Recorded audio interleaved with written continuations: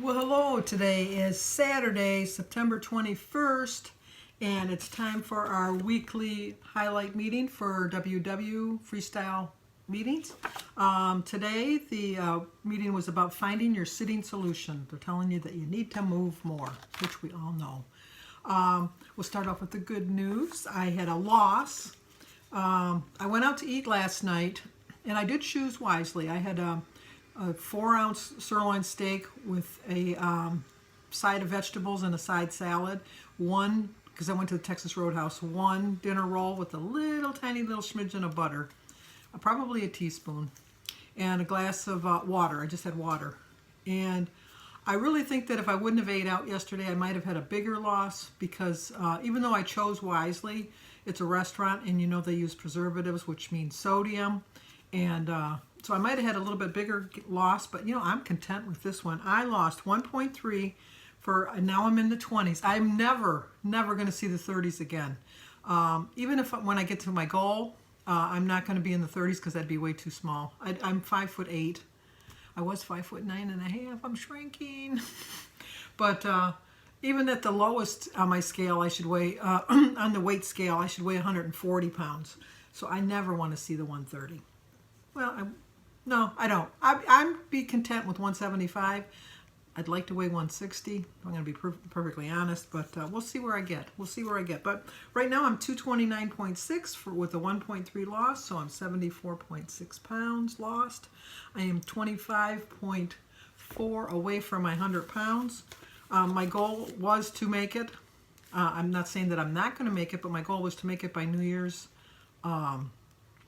Eve, which is in 14 weeks, and at that rate I'm only losing, I'm losing about a pound a week. That would put me right close to 90 pounds, which I will take. So that brings me a little bit closer to my goal. But let's go over the booklet right now. The booklet, wasn't that nice when we got books? I like the books better than these cards. I don't know why. But my quote that they gave us is, "Nothing is ever going to come to you by just sitting around waiting for it." Which you know, like in most cases, that's true. If you want something, you got to get up and go get it. But they're asking you to find your sitting solution. It's time to stand up for your health. Literally, sitting in long stretches is associated with higher blood sugar, type 2 diabetes. We know this one, a bigger waistline, and the list goes on and on and on and on. But enough with the bad news, because they have good news for you. There are tons of ways to get yourself out of that chair, off of that sofa, onto your feet. It's just a matter of creating a new habit. Everything we do in life is a habit. It's a habit. Harvard is a habit. It's a pattern we follow, and our brain just kind of triggers that this is what you're going to do, and you just know this is what you're going to do. And sometimes you just got to think about it to break a habit. Habits are very hard to break. I know this. But the first thing you want to do is pick a cue. Remind something that will you to do something to remind you to get out of your seat. They said, for an example, like when you're watching television, that if a commercial comes on, you know, stand up, do some stretches. The problem with mine is I don't watch commercials. I DVR everything, and I just fast forward through it.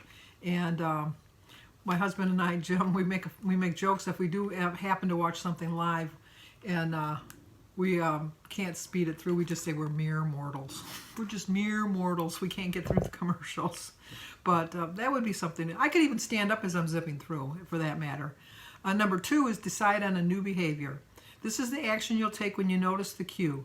Maybe you'll get up and stretch or walk a lap from the living room to your bedroom and back. Sometimes, even though I DVR things, if a commercial comes up, I get up and walk to the bathroom because I have the technology to pause what I want to do. And number 3 is focus on the reward.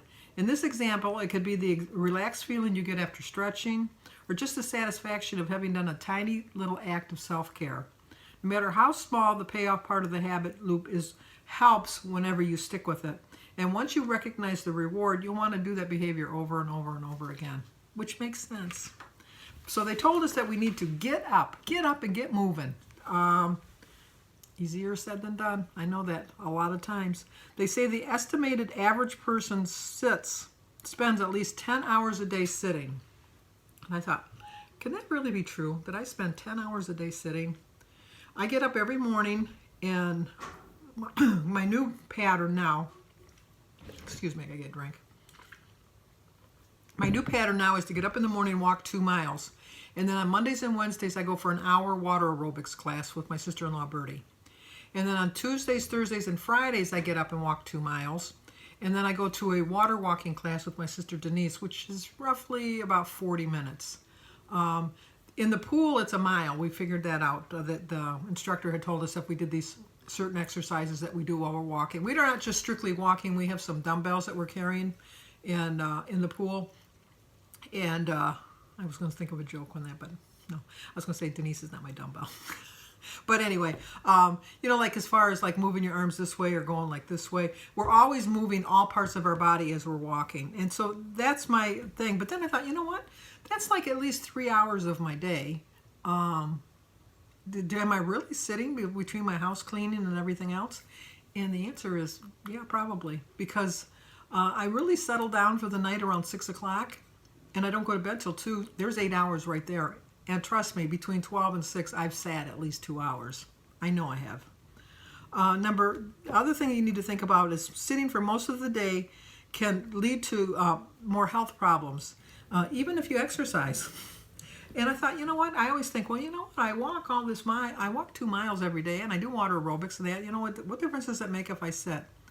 Yeah, it really does make a difference. I really have to make a plan this week to get up and move a little bit more, stand up, do some exercises, even as I'm walking. Especially if you have a job where you're sitting all day. Somebody was saying at their work, where they work, the company, which I don't know where she works, she didn't say. Oh, I think she works for Henry Ford Health Center. Of course, they're going to do something healthy for you. They gave them those little bicycle stands you put under your desk so that you can pedal while you're sitting to get your steps in. That's a pretty good idea. And they have stand-up desks and things like that. Not all companies, obviously, are going to supply that for you, but it might be a good investment if you're sitting for a long period of time. I know that there are some people that just aren't capable of walking, and I understand that. But there are things you can do. You can do get some dumbbells or cans of food or something, and just do some moving exercises. Do some stretches. Get those bands, those elastic bands. There are a lot of things you can do. Look on YouTube. There have got to be tons and tons of exercises that you can do. It's just a matter of just rather than just sitting like this, your body's just sitting like a lump, but you could be moving and dancing to the music. You could do all kinds of stuff just sitting in a chair. Obviously, it helps if you can move more by walking, but these are the questions that you want to ask yourself. How many hours per day do you sit? Like I've just determined, I sit at least 8 hours between 6 and 2 in the morning. I have to work on that. I really do. I have to work, especially now that the winter's coming. I'm going to be sitting a lot more because I'm not going to be getting outside as much, getting in the pool and things like that. Number 2 is, what situations do you tend to find yourself sitting for the longest? Mine is at night. I'm watching YouTube videos, watching shows that I've taped, watching the news, like trying to stay informed of what's going on in the world. And I'm just sitting and paying attention to the TV. I don't like listening to my YouTube videos when I'm walking outside because I like to see. So my plan is, in the winter when I can't walk, I'm going to bring my iPad to the gym and walk on the treadmill and prop it up, and then I'll watch you then. So that'll at least get me moving a little bit more. Number 3 is, how can you break up your periods of sitting?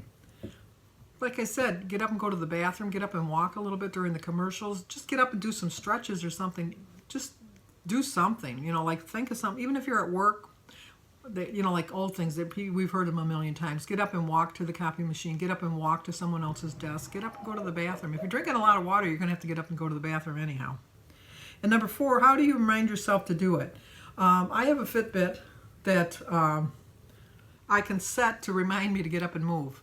And it just kind of buzzes on my arm and lets me know that, hey, it's time to move. I have another Fitbit which is a watch, and it'll just say, hey, how about 25 steps? Or let's go for 100 jumps or whatever.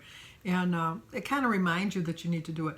If you just want to set like a little clock or something that you got to get up and go turn off. Don't put the clock next to the table next to you. Put it like farther away that you got to get up and go and turn it off. Now they have called sitting the new crisis that they have called it, they call it the new smoking health. It's the new smoking. They go the new smoking. Remember when smoking was really bad for your health? Now this is the new issue that they have. I know it's vaping too, but the health, as far as your health too, is the sitting. They're saying if you sit too long, it's just not good for you. Because I feel, I don't know for a fact, but the baby boomers are now reaching their older ages like I am, and there's so many of us. And I think that back in the 40s, 50s, and 60s, there were huge families. Not so much nowadays. You're going to have the occasional large family, but most families are 2 or 3 children. Mostly they're just like 2. But so there's not as many people. So there's older people now that are having more health issues because of my generation, that we're just kind of sitting around. We're kind of lazy. And we think that because we're old we can't move. And that's not the case. The older you get, the more you have to move. I know we wish we had the energy of a toddler, and we don't. But we have to move because our joints get rusty, and then it's just like anything that you have. If it rusts, it doesn't work anymore, and you don't want your body to rust because you want it to work. The sitting also causes health problems that triggers weight gain. Moving, if you move more and you exercise, it makes your muscles release molecules that process your fats and sugars that helps you to lose weight.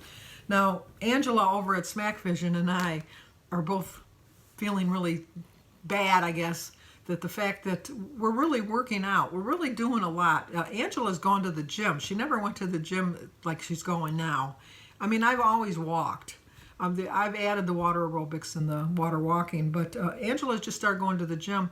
And Angela, she's the brat. Don't get discouraged, because I know that it's probably not reflecting on the scale for you, and I know that you're feeling, well, what's the point of working out?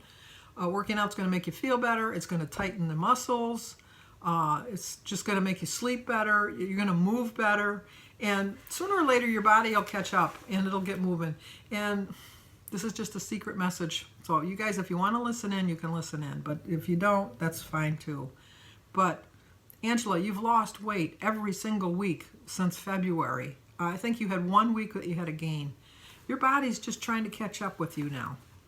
And like I told her, my little guardian angel talked to her guardian angel and said, slow down a little bit so Sandy can catch up. You need to go over to SMAC Vision, because SMAC Vision, Sue Slims Down, and I are in a competition. SMAC Vision and I are in a competition to get into the teens first, and Sue and I are in a competition to see who gets to 100 pounds. So I'll leave the links to their 2 channels, and go over there and hashtag Team Sandy. Oh, okay, back to what I was talking about. These are the results of sitting too long. You have poor circulation. How many times that when you sat in the chair too long and you get up and you gotta go, oh, wait a minute, I gotta stretch a little bit before I walk. Or your legs your feet go to sleep, or your legs go to sleep, or your hands go to sleep. That's just because the circulation is poor. Even if you're sitting there, you could be going like this. Oh, I don't like doing that, because then I'm gonna get slapped in the face with my underarm things there. That's the bad part about getting old too. No matter what you do, you're going to always, never mind. Number 2 is you get weak legs and glutes. You get a tight hip. Your back hurts. Like I said, the older you get, the more these problems bother you. Because you got to remember. If you don't use them, you'll lose them. Look at bodybuilders. When they're like the perfect body shapes, and they're perfectly, when they're doing their regimen and doing all their weights and stuff like that, and they look so good. They look so toned. I don't really like a muscle man, but you know what I mean. They're really shaped and fit. And then as soon as they stop doing it, they tend to get a little saggy, because they're not using those muscles anymore, and so the muscles aren't as tight as they used to be when they were working out. You don't have to be a muscle-bound person, but you need to get those muscles a little toned. Sitting also causes your hip flexors to shorten, and if you sit too long, it hurts your back. And I have a straight chair. That's a straight chair, but I also sit in the other room. I have a recliner. Well, the recliner is like heaven on earth. You're just sitting back, and it's like you're not really in bed, but you're not really in a chair. You're just like, oh, this is it. That's bad for your back. Jim has bad back problems, and Jim spends most of his time in his recliner, leaning back. And I try to tell him that, he needs to, but he don't listen. Without your strong legs and glutes to stabilize your body, you're at risk of injury or falling. I fell at David's graduation a couple months ago, and I have a fear of falling now. I never fell before, and I missed a step. Well, I missed 2 steps. Yeah, probably 3. But it was a sight to see. I started falling down the steps, and I made the 1st, the 3rd, and the 5th, but I missed the 7th, 9th, and the 11th. So it was like, well, no, I actually missed the 5th to the 11th, if you want to think about it. And I went into a roll. I'm sure it was a sight. It was a sight, I'm sure. But ever since then, I've had a fear of falling. And the only good grace of the fact, you always look, there's always a good side to a bad side. I always like to look for a good side to a bad side. And the good side was that when I got to the bottom of the stairs and I was laying on the ground and everybody went like, oh my God, that old woman fell. Oh no. I was able to spring right back up. Maybe in my mind, it wasn't really, in my mind, I sprang right back up. Maybe other people went, oh, look at that old woman. She thinks she sprang right up. In my mind, I sprang right up. And I got up a lot faster, let me just say this, a lot faster than when I was heavier. Because I wasn't hurt. I was embarrassed, which is true of anything. But then I found humor in the situation because, I always look for the good side. Like I said, it's the way I live my life. I mean, everybody's going to have bad things in their life, and you got to look for the good things. Because, okay, a little tiny sidetrack story. Well, my father passed away, and we were in the funeral home, and we were like sitting in the family room. And, it's a sad occasion. It's just really, really sad. And it's a really bad situation. It's the worst. And I'm sitting with my friends, and I'm trying to think of a good situation. Because you tell good stories about, the person that passed and, like things like that. But that just wasn't getting it. And then all of a sudden, how they play that loop of the music in the background? The loop on the background song was, This Time We Almost Made It. I started laughing so hard, and my friends are looking at me and like, oh my God, she's going crazy. And I said, yeah, I told you, you always got to look for the good things. I said, listen to the song they're playing. This time you almost made it. So I went and told the funeral director, and he was, oh my gosh, we just got a loop thing. We didn't, So anyway, a good thing with a bad situation. That's what I thought. Number 3, back to the thing, it causes anxiety and depression. The mental health benefits of fitness are lacking when we sit instead of moving. You got to have your brain moving. If you're just sitting, your brain's going, okay. But if you're moving, they go, oh, we got to move the arm, we got to move the leg, we got to do this, we got to look at this, the brain is always moving in that way. And also it causes cancer risk, heart disease, diabetes. Negative health effects are due to a combination of what sitting does to the body, which it causes all of those problems. And we know that. We know that, but we don't. We don't, but we do. It's also important to find ways to sit less in order to lower your rates of obesity, heart problems, and cancer. Like I said, you can always think of things you can do. They tell you that you need 150 minutes of moderate exercise a week. Now that sounds like a lot, but if you break it down over 7 days, that's only 21 minutes a day. I think you can do something for 21 minutes. It can help offset all of your negative health effects of just sitting. Always remember, something is always going to be better than nothing. So these are the things you want to do this week. Ask yourself, number 1, what is the action I'm going to take to sit less? I'm going to get up and move a little bit more, whether I have to stand up to do the commercials or whatever. I'm going to get up and move more. Track how much you sit. I keep a journal for what I eat. I'm going to keep a journal now to see how much time I spend doing different activities. Be mindful of what you're doing. Pay attention to how you feel when you're moving. I feel so good when I get back from my walks and when I get back from water aerobics and that. A lot of times, I'll be honest with you, I don't want to get out there, and it's a drudgery. It's like, this is a chore. But then by the time I'm finished with it, I'm thinking, you know what, that was really worth it. I'm glad I did it. Set a reminder. So like I said, do an alarm clock, have your Fitbit, get up during a commercial, something like that that's going to do it. And number 3 is think of what you can do instead of sitting, because there's a lot of things you can do. You can stretch, just like, whatever. Fold laundry, sweep the floor, clean the bathroom, do the dishes. There's so many things you can do. So this week we're going to find our sitting solution, and we're going to do a lot better. The recipe is for banana bread overnight oats. I'm not a big I love oatmeal, but I'm not a big fan of overnight oats. And this is 7 points for the serving. And it's just a bowl of oatmeal. I would prefer to use my 7 points for a half of a plain bagel with a smear of Laughing Cow cheese and 4 slices of bacon. I think that's, and then I have my fruit. So that seems like a lot more. But I'll put the recipe and the card on the end of the video. So if you have any suggestions on what you think I can do to move more, I'm always open to suggestions. And if you're new to my channel, please subscribe. I'll leave a comment, hit the like button, and share. And I'll see you guys next week, or I'll see you on my daily vlog.